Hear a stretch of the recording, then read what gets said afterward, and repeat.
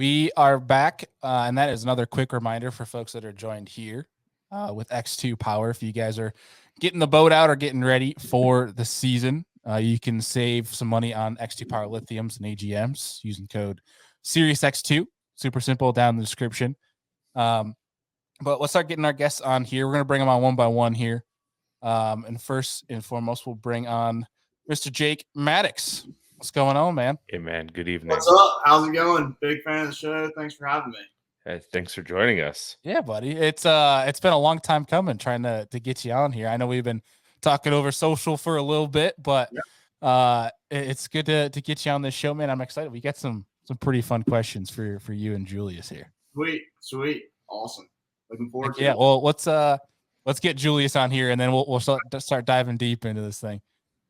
So without further ado, let's bring on Julius Mazy. What's going on, man? Good evening, man. What's up, guys? How are you?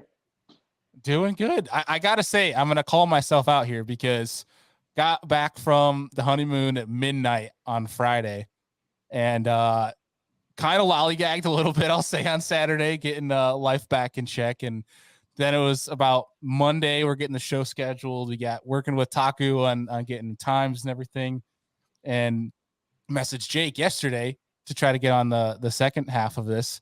Had another guest lined up to join him, and then kind of fell through, and Jake saved my butt here. And I was like, dude, I need some other up and coming anglers that we got to talk to. And he's like, don't worry, I got you. I got my boy Jewel. We're good here. So I appreciate you. So you guys are friends. I didn't even know that dynamic. Oh, yeah. That's sweet. Yeah, this will be real good then. Yeah, me and Julius, we tackled the Opens past couple of years, and you were talking about the Japanese guys room together. Kenta actually stayed with us at a bunch of tournaments, so that's kind of, we got some of the JDM vibes going too. So nice. So you got some juice, is what you're saying. We do. That's wicked cool. Jake? Julius? Don't worry, we won't try to force any out of you tonight. That's for sure. We got a lot of juice from Taku. Good. Oh, good, man. Thanks for having me. I'm looking forward to listen to that on the drive tomorrow. So got the last little bit of that. So looking forward to that. So it was wicked cool, and I think if he had more time in his schedule, I would have had Taku on for a good couple hours. Those guys are fascinating, but nonetheless, I'm pumped to talk to you guys about here because I was talking a little bit with Jake. I think this has to be a multi-part deal because, you know, a bunch of different shows and the anglers that we have in this sport, that we're approaching a interesting time in our sport where we're starting to see some of the great ones early on start to retire. You know, with Kevin Van Dam leaving, where we got these young guns coming up like a Drew Gill that just won on the invitationals, guys like yourself that are going to be the big names in our sport moving forward. So this is a cool way to kind of dive in, have some fun with you guys, and get people to know a little bit more about you beyond just seeing what you guys are doing at tournaments. So we got a little game per se. It's called 21 Questions. I'm sure you guys have heard of it, but we're gonna mix it up, be a little loose with it. It's some fishing, some not fishing, just so you're aware of what could possibly be coming. So kind of serious, kind of fun. You don't know what's coming. So yeah, some could be rapid fire, like you don't have to give too big of an answer for it. Well, some of them, I mean, feel free to expand on it. Yeah. So if you guys are good, we'll start getting ripped on this thing. Yeah, let's roll. Yeah, all right. Heck yeah. All right, so first and foremost, we'll start it off with an easy one. That way we can start breaking the ice here and get rolling. And that is, we'll start with Jake and go to Julius. So we'll go in that order for these questions. And that is, how would you guys categorize yourself as an angler? So like if you were in Bassmaster magazine and like they're like Jason Christie, you know, he's a flipper, he's a dock skipper, what would you guys classify yourselves as? It's kind of hard to say. I grew up on Lake Martin. It's a deep, clear spotted bass lake. I just moved here to Lanier. But when I spent some time down, you know, Southern Union Community College and then on to go to Auburn, I spent a lot of time fishing these smaller Chattahoochee River lakes, Lake Eufaula, a bunch of those places. So I feel really comfortable fishing shallow grass, shallow vegetation, punching, flipping, frogging, swimming a jig. That would say like my strongest probably game is that shallow grass fishing, backwater fishing, that sort of deal. but moving back here to Lanier, I'm having to learn that deep, clear spotted bass stuff again. So it's cool, different with Livescope now, how the stuff I thought when I lived on Martin, the things I thought were the deal really weren't as big of a deal, or certain stuff that I kind of overlooked really was a lot bigger players. So, yeah, I would think Kyle Grass fisherman for short. Is that what lake is behind you on the wall? Is that Martin? Yeah, that one you follow. So, yeah. Bailey, you know that. You won a tournament on Eufaula. Yeah. I'm not bright. People know that on this show. I'm not the smartest guy. Sorry, yeah, all those guys there, boss. They're just straight and narrow inside the finger. So. Yeah, we got that same thing up here with our finger legs. They're pencils that run north to south. Yeah. But Julius, what about you, man? West Coast kid, man. So grew up like around Phoenix area, and our home lake is called Lake Pleasant, and I mean super deep clear water fishery. It's only got largemouth in it, but you're catching them as deep as 70, 80 feet, sometimes a year on the bottom. So try to, label myself as, just light line guy, super finessey with some JDM, finessey stuff in there, but I like to consider myself versatile too. So you're out there in Bertrand's neck of the woods, right? Yeah, we're like probably an hour apart. All right. I've been talking with Josh. I've been meaning to get out that way. He says the winter bite out your guys' neck of the woods is pretty good. Yeah, it's pretty neat. There's a lot of cool shit going on this time of year. You guys got a pretty wild striper bite too, don't you? Yeah, in the summertime, we get big boils and stuff. But the Colorado River has got those true giants that eat like, trout glides and all that kind of stuff. Oh God! Don't twist my arm. Jeez. Yeah. Like, let me pass over to the largemouth and the smallmouth and some of the spots out there. He's like, let me get one of them stripers. Like, right? I feel my forearms burn. Yeah, it's definitely a super unique part of the country. To you don't think Arizona and bass fishing are the first two things you think of, but it's definitely a hidden gem. A couple good places for sure. No doubt. All right. Well, we'll keep firing off on these, Andy. All right. So, you're coming up to weigh in. What is your walk-up song to the stage? In same order, we're going to continue with Jake to Julius. So, Jake. That's a tough one. That's a tough one. I was listening to your podcast the other day with Rob G, and whatever his song was, This Is the Way I Live, that's a pretty good one. I'm trying to think of some other ones, though. Got to give you something different.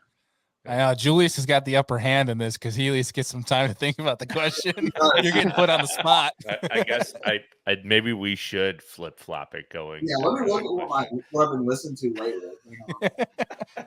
You're pulling up that Spotify. Cue the Jeopardy music, Bailey.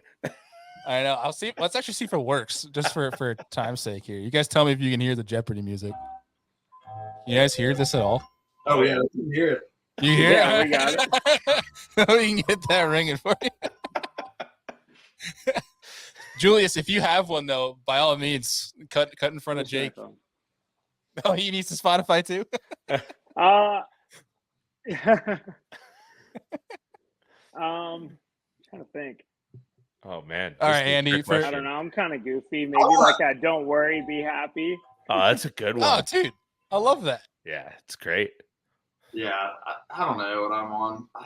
I've been on a Drake kick lately on the way to the ramp, and then I don't know, though. So, for any specific reason as of recent? Yeah. No. You ready for some random understands. Drake knowledge, Bailey? So no, not appropriate for this show. Hope anybody that understands knows the joke. Fair enough. My brother. Yeah. I might even throw in like a Here Comes the Sun, like a Beatles or something like that. I don't know. I'm kind of out there. So That's awesome. Dude, I'm all about it. Yeah. yeah. Now you got two songs literally stuck in my head in about 20 seconds apart. So thanks. Right. And he's going to be tapped out for the rest of the show. My wife is like a huge Beatles fan, and my little one loves it. Hell so yeah. we listen to the Beatles a ton. And Bob, like, it's like constantly on the playlist. It's awesome. Yeah, man, that's awesome. It's happy music for sure. Yeah. So Jake, did you name one, or did you say something Drake? He's just Drake. He said, Something Drake. just give me Drake on stage, and he's gonna sing his walkout song. Either like some country tune on the ramp, like some like Hank Williams type stuff. There we go. A little bit of everything. So Yeah. my like top 10 songs or whatever, like the most like random songs probably could have put I together. like it. Eclectic music choice. That's my Spotify sure. as well. Bailey knows all about it. So, Dude, okay. There's a good chance. I know we're calling this 21 questions. There's a good chance with this show and our rabbit holes, we don't get to 21 because we'll go like 4 hours. But Andy is the most emotional roller coaster person to drive to the ramp with, because like his music would be like screamo, then like old school rap, country, and then like Frozen Let It Go afterwards. And you're just like, I can't do this anymore, man. sorry, I have little kids. I like it. Yeah, fun childhood music. All right, like I got a 4. Yeah, you can't blame the kids for that. We know it's your song. Oh, the worst is like lately she loves the song "I'm a Gummy Bear," so like that will randomly pop up as I'm driving down the road by myself, and I'm like, how do I get this off here so fast? That's funny. Awful. All right, next question. Yeah. All right. So when you guys are on the road, you guys are putting on a lot of miles. Name one drink and one food that is a mainstay for you guys on the road.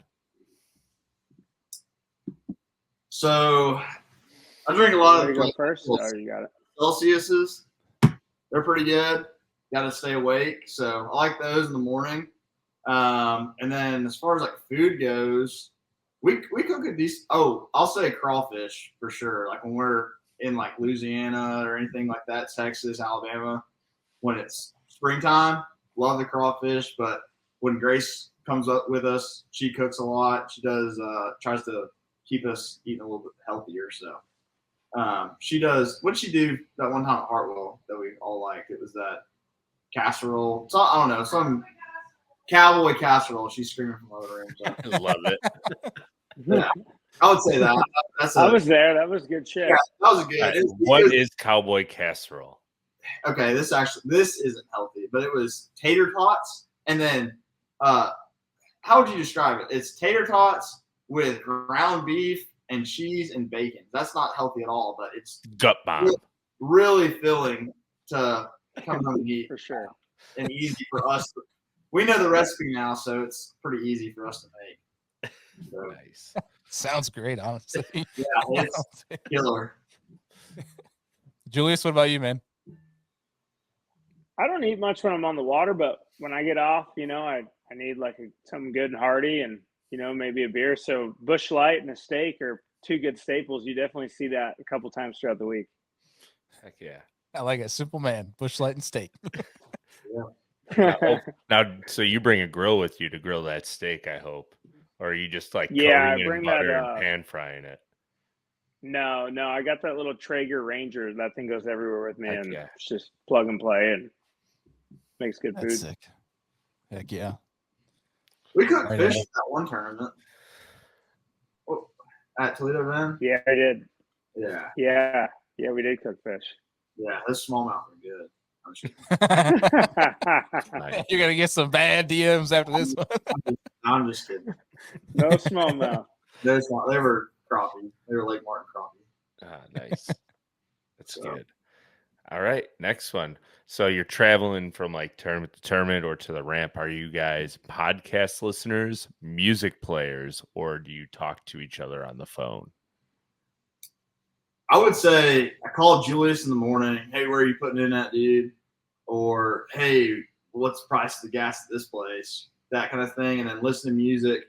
I already drive so much for work, anyways. So all the podcasts, I usually keep those for the following week when I'm back on the road driving, that kind of stuff. So definitely more music and calling buddies on the way to the ramp type deal. So Awesome. And Julius, how about you? Same deal. I end up talking to at least two people by the time I get to the ramp, and definitely listen to one or two, hype up bangers before we get there. Get fired up. Heck yeah. So you don't have the roller coaster of emotion playlist. It's just hyped up bangers for Derby morning. That's right. A little bit of Simple man. Yeah, you don't want to ride with me, as Bailey says. You'll be hyped up and then crying in the passenger seat. So yeah. That's a good song too. Simple man.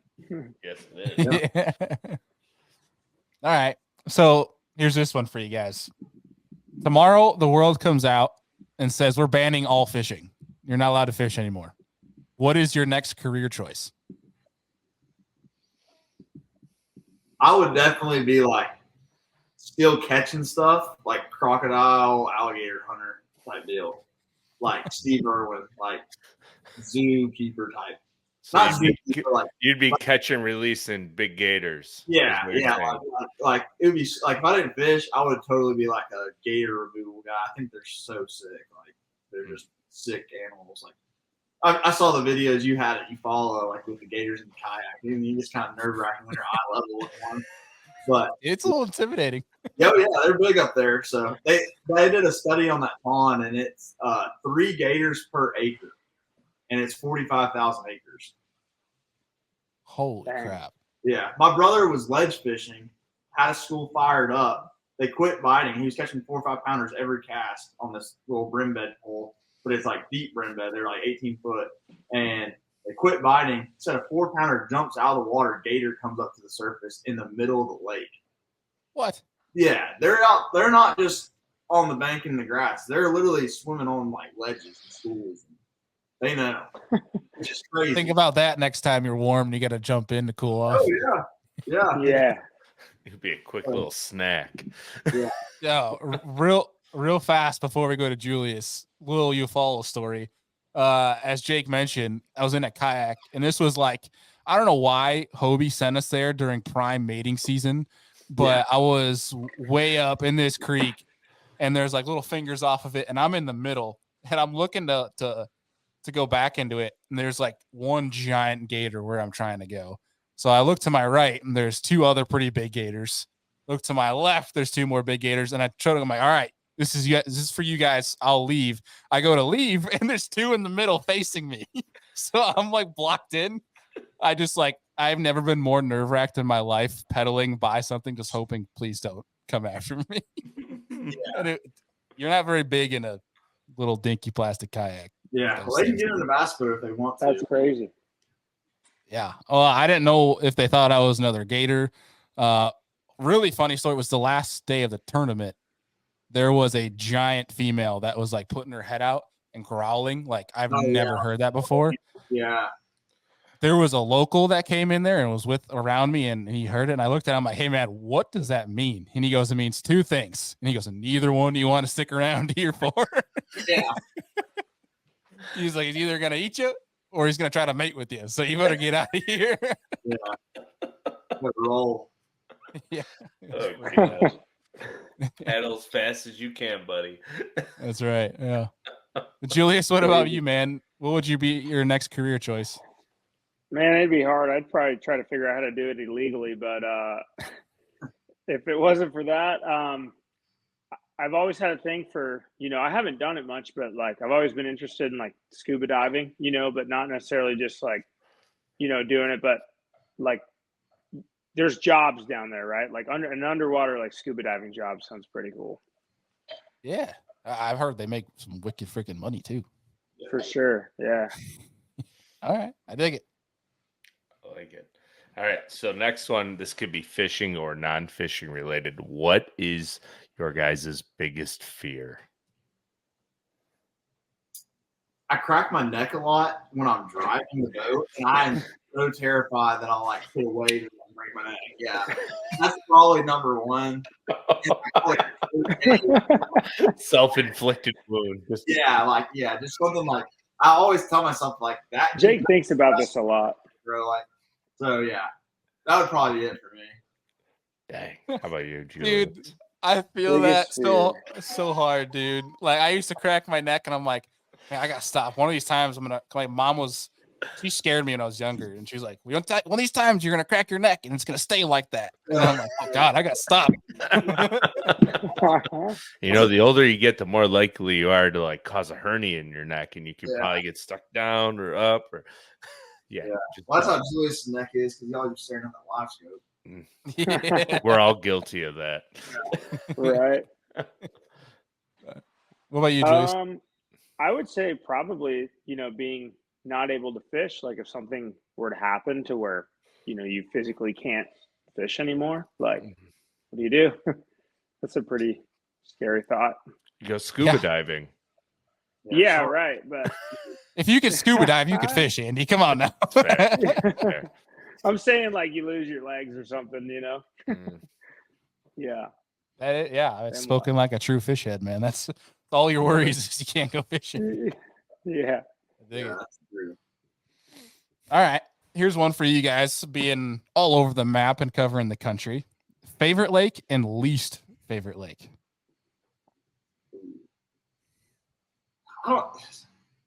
So I'm gonna exclude Alabama as because that's kind of like home. I'm gonna exclude everything in Alabama. I really, really, really like Toledo Bend. I've had fished 2 tournaments there. Did well both times I've been there. I really like the Red River. I do not like the St. Louis River. But really, I do like the St. Louis River. It's cool, but I like the Red River. Like it's just like you're punching. It's like we have to go scope every single tournament, and then that's like a cool time that you can you don't even have to plug it in, and it's like, yeah, guys catch them scoping down there, no doubt, but you don't have to do it. And that's like it's like what I was talking to you about earlier, like maybe doing the kayak tournaments and stuff. That would be my kind of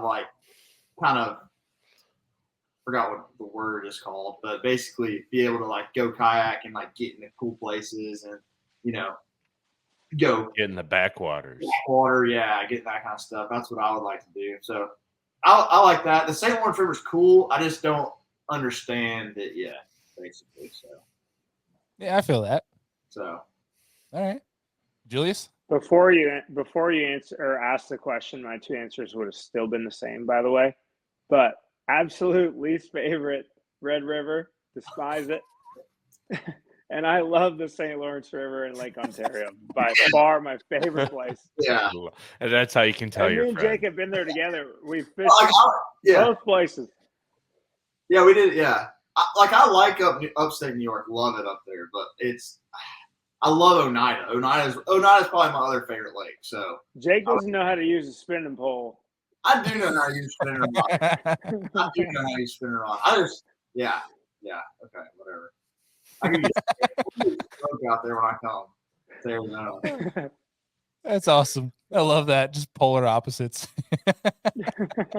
Fantastic. And it's not even that they chose different lakes. It was just literally a flip.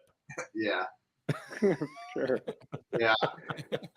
So good. All right, guys. So you're growing up before you got into fishing. What was each of yours first job? So I was a kid. So I think my first job I got when I was 14. I cleaned koi ponds and cleaned lobster tanks. So I worked for Alabama Pond and Aquarium. So basically, throw your Crocs on, jump in these koi ponds, basically get a scrub, clean it out, drain the water, make sure. I mean, I had somebody with me that knew pH levels, water content, everything. And then we go to restaurants, make sure that the filtration system and all the fish tanks and lobster tanks were all good. So that was my first job. So.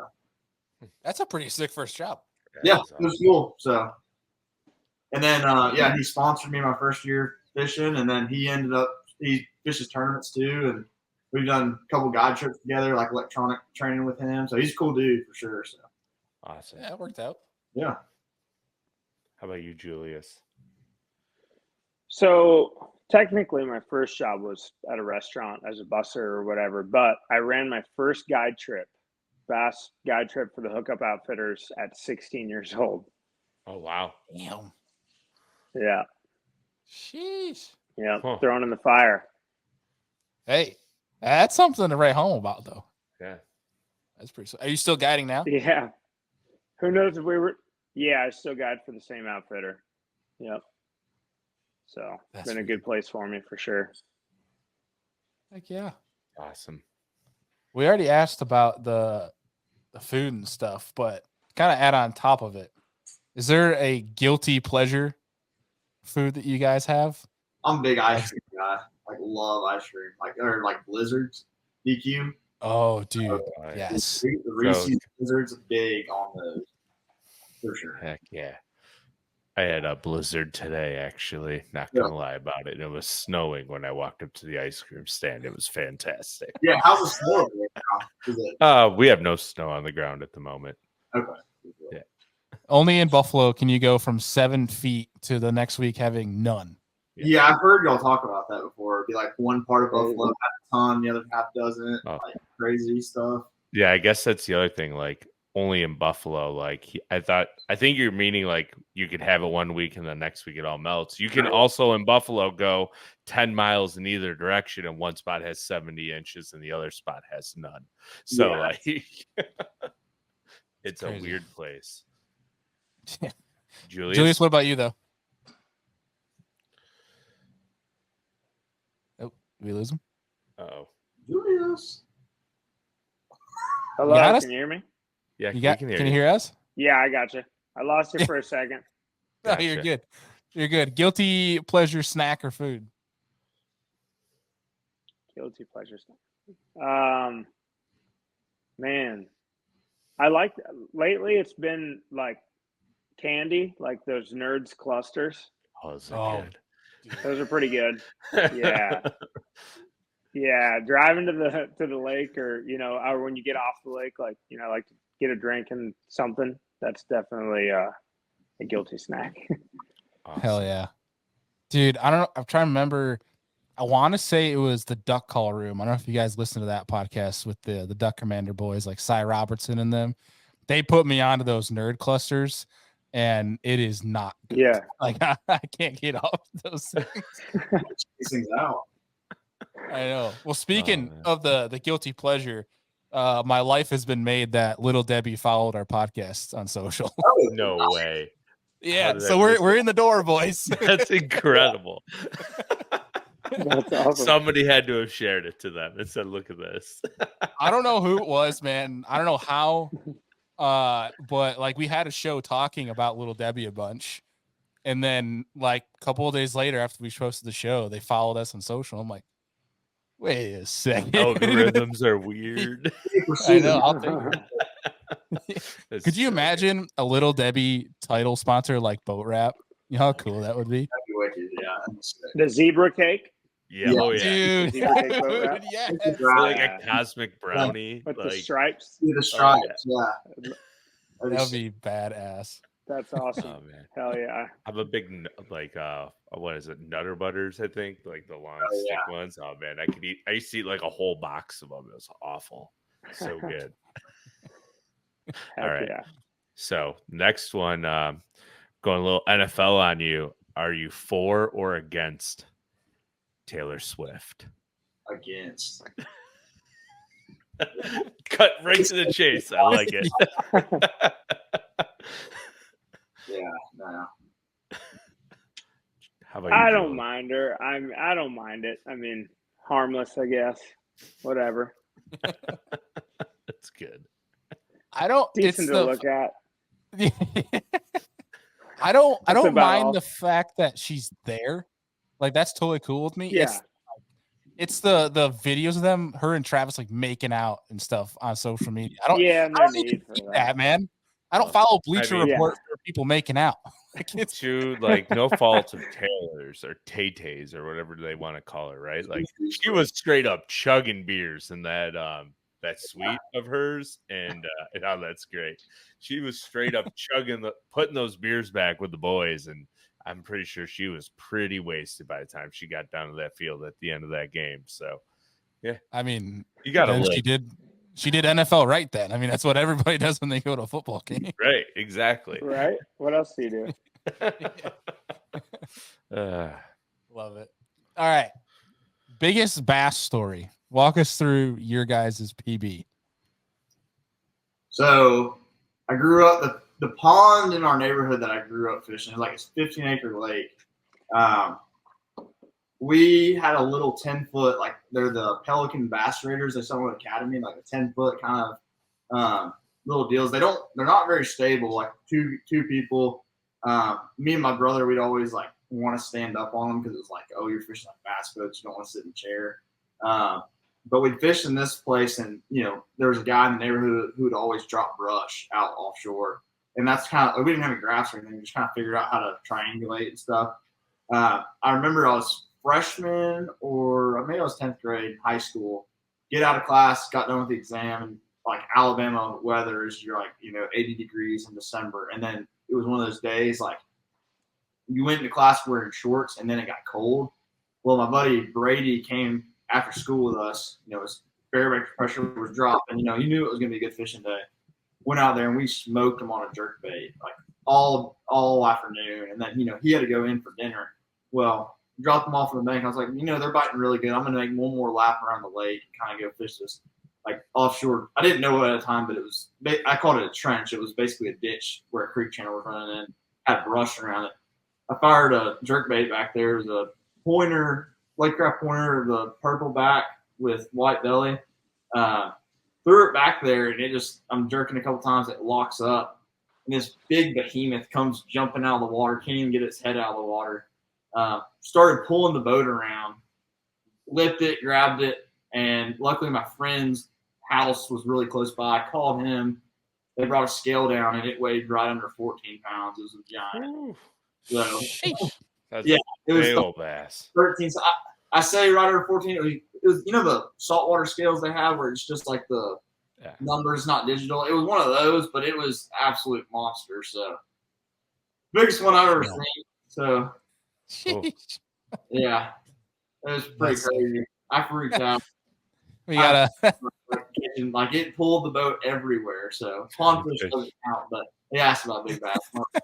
Stupid little brothers on here. Well, it looks like you got the Maddux fam. Yeah.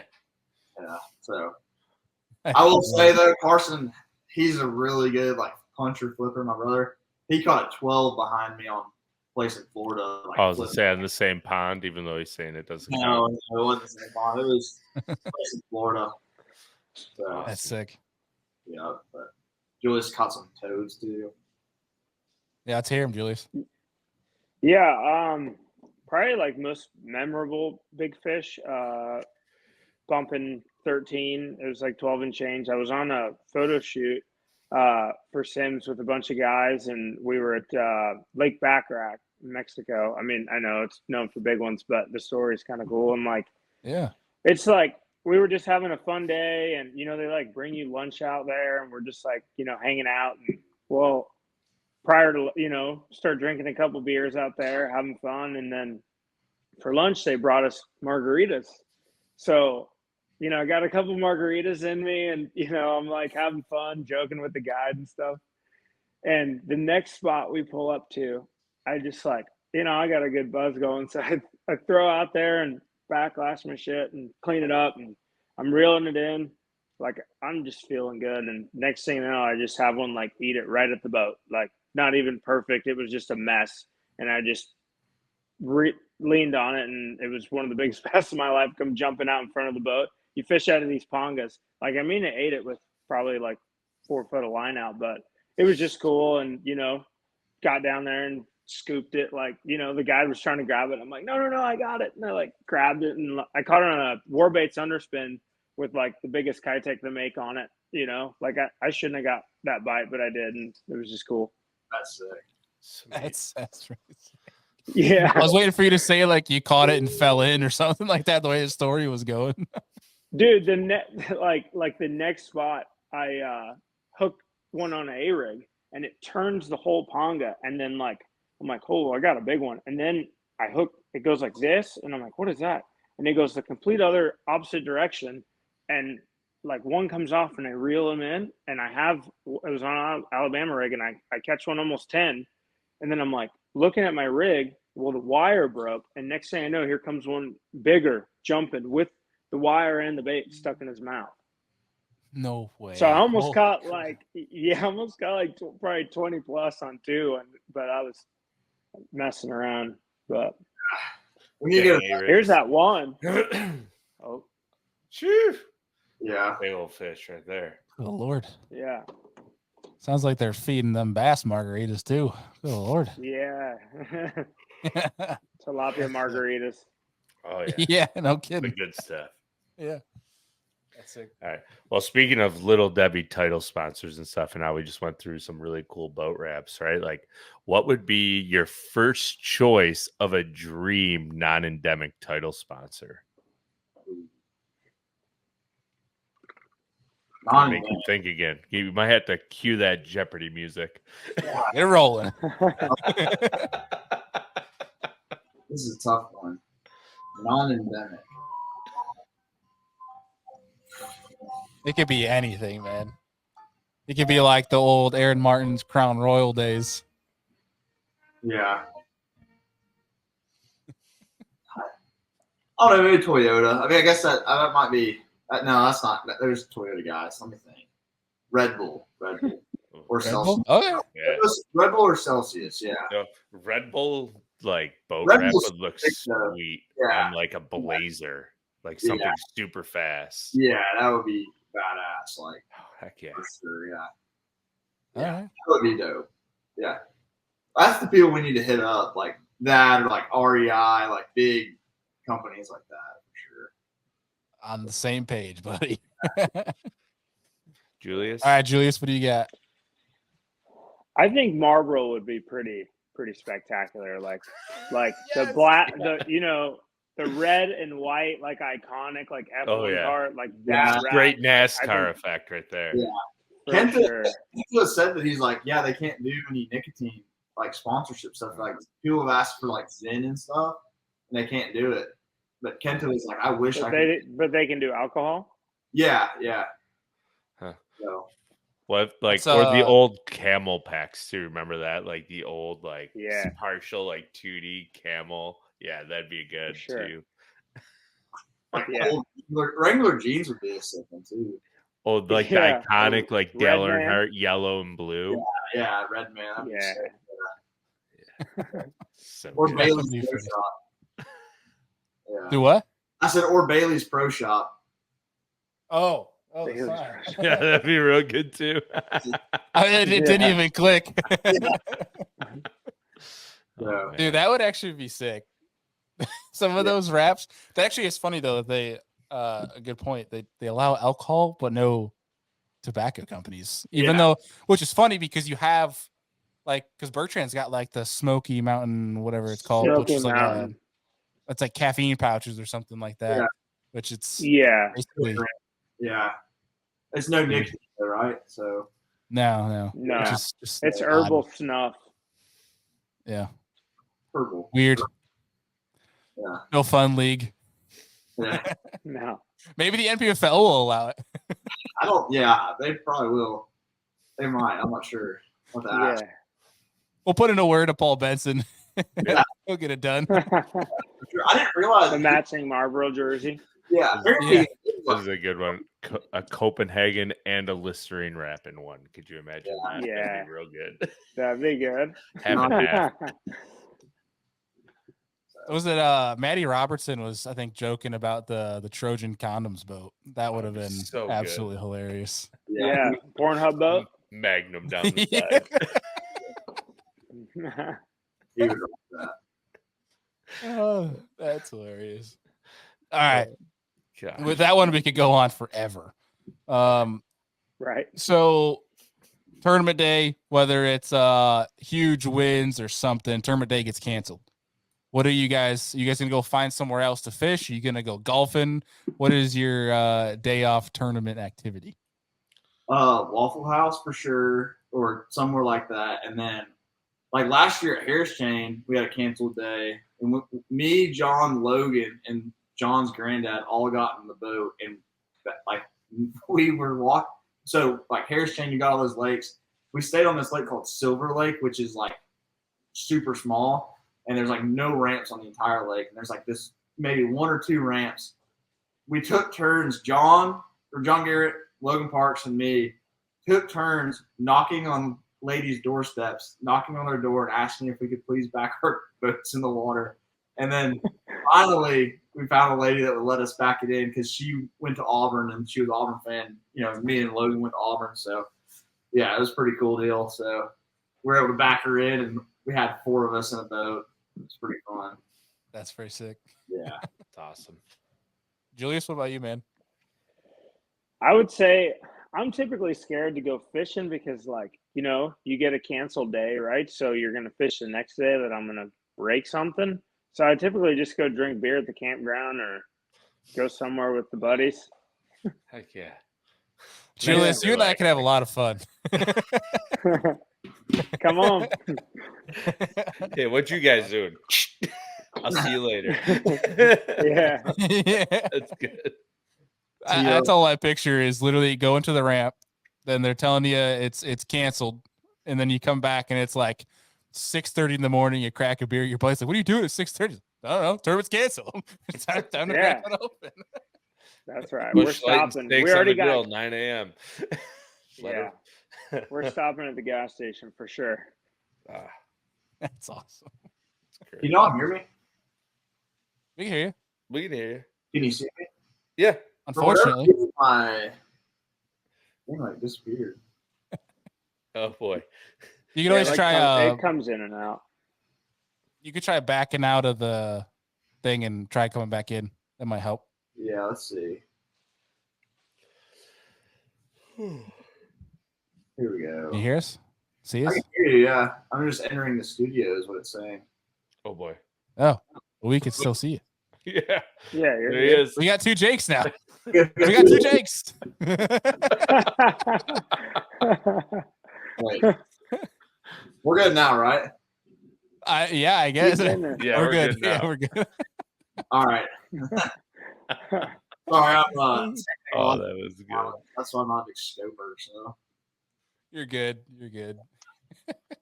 All All right, Andy, next question. right. So the self-thought moment that you guys peaked in fishing. Say it again. It was Like the moment that you personally thought that you peaked in tournament fishing. I would say Toledo Bend last year. I feel like that was like if I could fish every tournament like that would be incredible. Like I just had a all right practice, but nothing crazy. Kind of just got like kind of comfortable in kind of a couple areas. Ran a shad spawn in the morning, caught them day 1 up shallow. Day 2 they were not there, wasn't happening. Pulled the plug on it and went and fished offshore, and literally it was kind of cool. It was like if you ever watched that old live Toledo Bend where Jacob Wheeler, like first morning he's throwing a buzz bait, swimming a jig, shad spawn type deal. It was around the same time. He grabs like 10 rods off the front deck and just shoves them in the back and takes the ones that were in his like co-angler rod thing and just adds 10 more to the front deck, and they're all deep stuff. That's how I like to fish, where it's like you have 10 shallow rods on the deck and you got 10 deep rods on the deck, like just kind of bouncing around both. And that's kind of how you follow fishes a lot. You can go grind a 10 plug out deep, and then you run up, fish, swing jig, and punch mats for 5 or 10 minutes and catch a big one doing that. So if I can fish every tournament like Toledo Bend, I'm not a huge scoper, but I figured something out on a ledge with scope that tournament that like really changed the game for me in that tournament. So, Hell yeah. Awesome. so All right. Julius? I would say so the US Open is just kind of like the biggest prestigious tournament like we have as far as being a West Coast kid, you know, like that's the one that you want to win out here. And I would say probably 6 years ago before I started fishing the Opens, I I'd fished as a co-angler, you know, growing up, and then, you know, I fished it first year as a pro, and like still learning, trying to figure out I wasn't really dialed, and it was before Livescope, so totally different game. And I had probably the worst 3 days of fishing I've ever had as far as just everything going the wrong way, right? Like just mechanical issues, losing fish, just everything that could have happened went bad. And I got 11th in the tournament. So out of 225 guys, so it was kind of like, wow, you know, if I can just make some good decisions and things could actually go my way, and I throw myself out there and put myself in the fire, maybe this is something I can do. And ever since that moment, I've been kind of, you know, chasing it hot. Yeah, I say when everything goes bad, you do that well. I say you're doing something right. Yeah, it was kind of an eye opener there for sure. Heck That's yeah. awesome, dude. All right. So here's the situation. You guys have to make the decision between a largemouth, a smallmouth, and a spotted bass. Wipe one of them off the face of the earth. Smallmouth. So that was so fast. That was so fast. He hates them.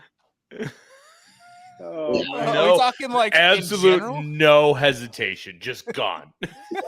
he went Thanos, like out of here. Yeah, he said peace. You're talking like northern?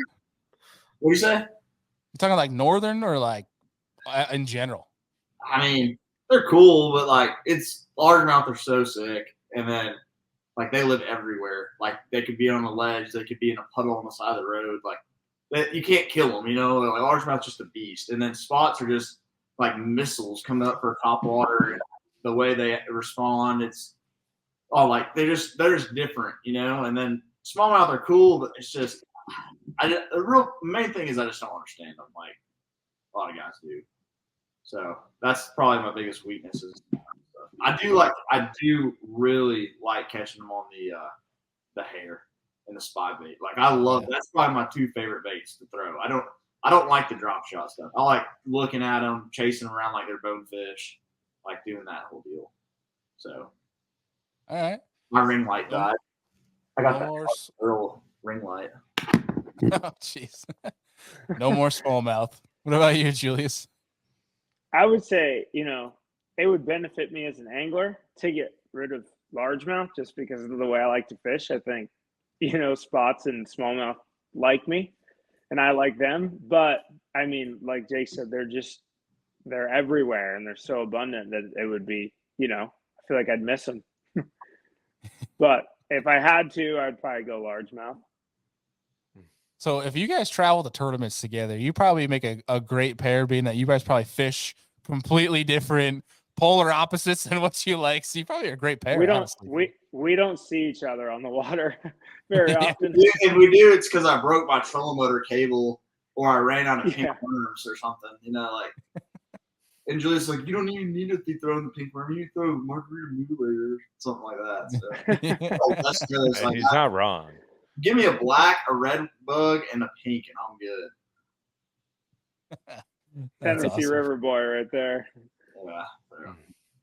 Yeah. Hey, that's your best travel partners, right? Is the one you never even see when you're actually out in the lake. Absolutely. Yeah. We have some fun on the road for sure. No doubt. Oh yeah, boys. We either see each other or we don't. That's the thing. Like we either do not see each other at all, or we see each other every spot. Yeah. Yeah. It's like all Oklahoma, we were around each other a lot. Yeah. Mud hole. Seems to be working.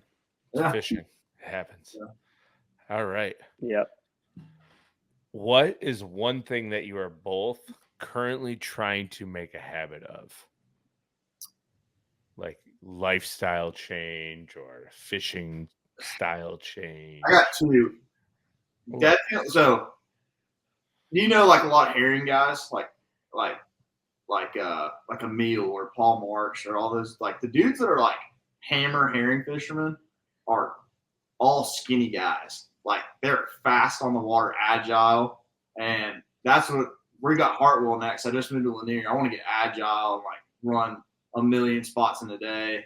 And like the other thing is like looking at scope and just really paying attention to how fish behave. And that Drew Gill podcast they had, it really kind of opened my eyes for that, because I'll be honest with you, I consider Livescope basically like spotlighting deer. Like that's my whole thing is I'm gonna throw out as many dots as possible and cover as much water. It's almost a cheat code. If you're not on anything, you can go and rather than you can just pick an area and go scope and throw it as many dots as possible it's almost a cheat code to go catch a limit. You don't have to be on a pattern. You don't have to be on anything. But there are guys that understand Livescope and completely like mine is more like running and gunning pattern for like what I've traditionally did. Basically, this is my approach to Livescope. Just throw in as many dots as possible. When there's guys like Drew Gill or Tyler Williams that know exactly how that fish is sitting, how it behaving with different, like he's on that side of the brush pile because of the sunlight and the shadow on that side. And that's, he can tell that with scope. I want to get better at understanding that kind of science behind it, not just throwing at dots. So, but throwing at dots, so yeah. Julius, what was the question again? All right. So, what is one thing, or as in Jake's answer, multiple things that you are trying to make a habit of? Like, could be personally or on the water, just trying to change up to be like more efficient in something.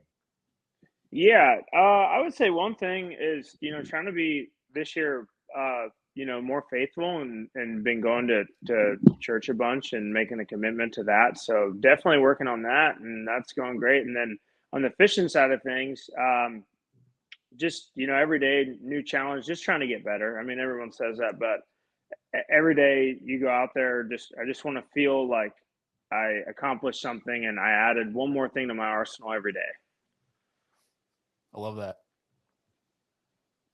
Heck yeah. Yeah.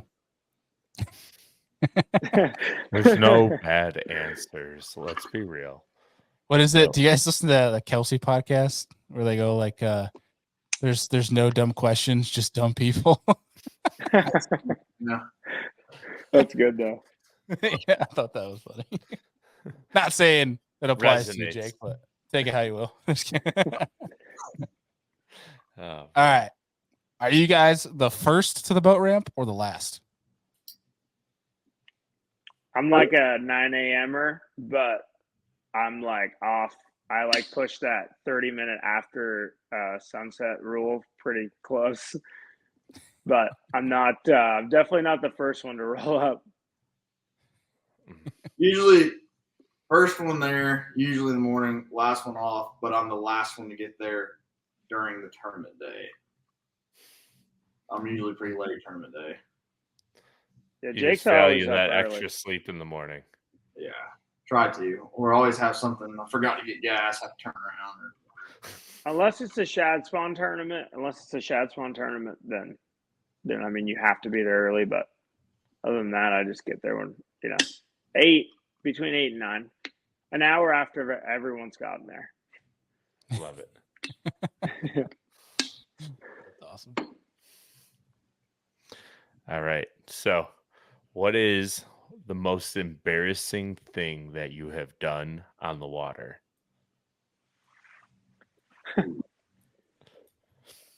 Oh boy.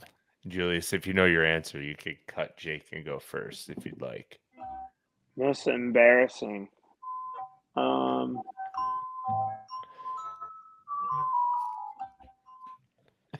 mean, I have one in my head, but it's just kind of graphic, I guess. Like, I mean, I can keep. I mean, I feel like we all have this story, right? But you gotta go. And we were on a lake with a lot of docks, and there wasn't really anywhere to hide, so I just went about doing my business. And some old man's like standing on his dock, saw it all go down, and he's like, "Dude, my kids swim here," and I'm like, "Dude, sorry, but I would say probably that." My kids swim here. Yeah. oh man, I'm like apologizing. I'm like, dude, I'm sorry. This was an emergency. You have to understand.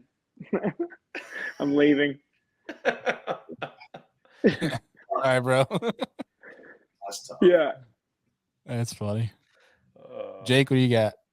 So Chesapeake Bay, like last 2 years ago, like I went and ran up the Susquehanna River. Like, I'm thinking I'm confident, badass. I know how to run current, like run sketchy places to the Alabama River. Well, it didn't occur to me that the tide and the current were going opposite directions. So the seams that I was thinking I was running were not the right seams. And I just took my entire lower unit off in front of all these people. Like, ripped her off pretty good. So, jeez. Quick. Yeah, it hurt. For sure. Like, what haven't you ripped off your boat? That is true. That is very true. Oh, We call Jay Captain Destructo on the road. Yeah. Before that NPFL tournament we just fished, I looked at my trolling motor. I called the Garmin or talked to Garmin, got this show, and I was like, I need some new bushings in my trolling motor. And he's like, here you go, bro. Like, go fix this easy. So I get home night before tournament, and I'm like, oh, I got to do this real quick. And because my trolling motor's a little wobbly. Well, it really wasn't my bushings. I only had one screw holding my trolling motor to my boat. Don't know how. Jeez. Yeah, literally, I could stick my finger in between my trolling motor and my boat. So that was not very cool. So got her all fixed up, and I'm taking her to Sonar Pros here in a few weeks to get really dialed in. So yeah, That's funny. Captain Destructo. I like that. I do break a lot. So. It's gonna get expensive. Oh, it has already. Especially because the NPFL doesn't have a service crew. Oh, that can't could be good for you, Jake. Yeah. They got the Yamaha, not in Mercury one. Yeah. Tough. For sure. So. All right. Well, fellas, we're down to one last question here. You've made it through the gauntlet. All right. That is, would you rather win the Classic or catch the world record bass? Classic, 100%. Yeah, classic. I mean, being a tournament angler, I just think that's, the holy grail of all holy grails. And you're an elitist, right? You become part of that group of people that I feel like the reason why we do this is because of that tournament, period. Yeah, I agree. Feel that. Good. All right. Well, Record in that classic. I figured that was to be somewhat of a quick question, but not as that quick. I thought maybe you guys would think about like the world. So I'm gonna leave you guys with one last question again. So I lied. Okay. When I had asked Taku and I asked everybody that's new to the show, we always ask the three people that you'd love to have a bush light and a steak with, and pick their brain. So I'm gonna leave you guys with two each. All right. So anybody, doesn't have to be fishing. They could be alive 1,000 years ago. Could be alive today. Doesn't matter. What two people would you guys love to go to dinner, have a beer, have a steak, and pick their brain? I'm gonna go like Pablo Escobar and like John Daly. I'm gonna go no fishing. Shit. Just like That's, if I have that opportunity. Damn. That's a steak in a keg. That's not a beer. And a whole lot of barb rolls. Yeah, I'm in. Put me in, coach. That's awesome. Man. Yeah, that's a tough one to beat. I would say you need to give me three.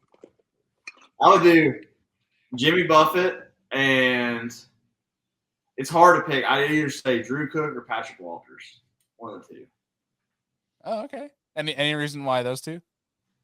I think those are the two best fishermen on planet Earth right now. I really do. I think Drew Cook's very underrated. I would love to go practice watch them practice a tournament. I would love to go do that. Like, I think they're just different. They're built different breed. They're elite. They truly are elite. So those two guys especially. They know how to scope, but they know how to fish shallow and fish in the mud and fish in the dirt. And I don't know. Those guys know how to win bass tournaments and know how to get paid in bass tournaments. They're always in the mix for Angler of the Year. That's probably the most prestigious title. So I'd have to go with those two guys for sure. So it was kind of cool. First NPFL tournament. I'm right beside Patrick Walters. Never talked to him before. I've talked to Drew Cook a couple times, but Patrick comes up to me and I'm not thinking he's going to say anything to me. He looks over, smiles. He goes, "Are you excited?" And we're at blast off. He's just like, "Are you excited?" And I'm like, "Yeah." And he goes, "Me too." And I was like, that's awesome. Yeah, that's sick. So, I feel like I'm screwed. yeah. Yeah, out. That guy's about to catch him. Yeah, and then in that tournament too, I went on this pocket and Drew Cook's back there. He wasn't having a great tournament till the final day, but I was like, "There's no way I'm going to go fish behind Drew Cook, bro." Like vacuum. Yeah, and then I talked to him on the water, and I was like, "You got him?" And he's like, "I got 3 pounds," and that was at 12:30. The dude dropped 20 pounds. He weighed in at 215. Like, you give those boys long enough, they're going to figure it out. He's like, they might have a bad day or two, but they are going to figure out before the end of the tournament. So, yeah. Or he had him already and he wanted you out of there. Yeah. Maybe. Yeah. Jake's sitting there now. He's like, dang, yeah, maybe he did have to. Yeah, maybe. He gave you a little He was in a place that we used to go to my buddy's lake house. It was my buddy's lake house, and we used to always go fishing the kayak back here in this little creek deal, and it was pretty loaded. But yeah, he was in there. I was like, even if he's having a bad tournament, I am not fishing behind Drew Cook. So. Heck yeah. Well, boys, good deal. Thank you guys a ton for taking time out to jump on the pod, and hopefully people learn a bunch about you guys, and maybe some non-endemics. We'll reach out to wrap them both next year. Instagram, all that non-endemic. Hit us up. Yeah, no kidding. So for folks that are watching or listening, these two gents as well as Taku, all of the social will be down in the description, so you guys can follow these guys. Highly encourage you to support them any way you can. But for real, thank you guys for joining, and we're definitely going to have to get you boys back on here pretty soon. Yeah, appreciate it, man. Had a blast. Thank you so much. Thank you. Yeah. Well, all right, boys, we'll talk to you guys soon. Thank you again. Yep. Safe travels. Don't break anything. Yes, sir. Yeah, don't Peace out. Hey, guys. Have a good one. That was awesome. Oh, yeah. Heck yeah. Great. I definitely think we got to make this somewhat of a series, Andy, where we got to get some of the young guns on here to learn more about them beyond just what we're seeing either on social media or seeing on a live stream, things like that. Let's see really open up to who these guys' characters are, which, like we talked about on Biz from the Bass Boat earlier this week, letting guys see, letting the public see their character, who they are. Yeah. That helps them personally lead to sponsors, things like that, because people like to see when you're real with who you are. We need more personalities in this sport. So these are two young guns, as we said, that I think are going to be some names we hear for the remainder of their time that they want in the bass fishing industry. And nonetheless, I think today's episode was freaking awesome. Great one. And the biggest takeaway is, like, we knew Taku's English was getting better, but I was not expecting it to be that good. Like, yeah, and I wasn't expecting Wes Logan's to be that bad. Yeah, I gotta clip that dude and send it to him. It was too funny. Called out by Taku. I can't understand it. What do you got a southern drawl? Oh yeah, he can't understand you. Oh, that's awesome. Poor that's Wes. So good. I know. It poor Wes or good for Wes? No, we're just gonna poke fun at Wes just because. Just because it's Wes and he can take it. He can take it. But yeah, as we are rounding out the show, guys, just a reminder, there's the Omnia Fishing Garmin Livescope Plus giveaway going on right now until the 20th. You can sign up as long as you're a Premium Pro member. Yep. By the 20th, you are entered to win a Livescope Plus system as well as a big old Garmin fish finder to go along with it. So with that, folks, make sure you guys sign up and get involved in our Bassmaster Fantasy Fishing group, as Monday will be our first Bassmaster Fantasy Fishing show of the year for Toledo Bend. It's coming up fast. It's here. It's time to go. So, folks, make sure you guys join the group. Andy, anything else for the folks? No, I'm excited for Monday Night Live in the Fantasy Fishing Show. I think Toledo Bend's going to be a slugfest, so I'm really excited to watch that one. So I'll be at Lake Murray. I am praying the signal there is going to be good. Otherwise, I might have to find like a local bar or restaurant that'll let me do a little podcast. There's plenty enough there's plenty enough boat houses on Lake Murray. The signal has to be somewhat decent, so we'll figure it out. We're going to find out one way or another because we're also going to have Tuesday Night Live because Mr. old Stephen Barden, our fisheries biologist pal, will be joining us back on the show next week. As we get more info on who we're going to have for next week, I'll be with Justin Largen, who's the Kayak Fishing Weekly host as well, so he'll be joining us on those shows. We'll have the Road Podcast Studio with us, so it'll be good. As well as this coming weekend, Santee Cooper BPT event will be going down. Looking forward to watching that one. But nonetheless, Andy, another great show tonight. Yep. Folks, appreciate you guys as always, and we'll see you next week.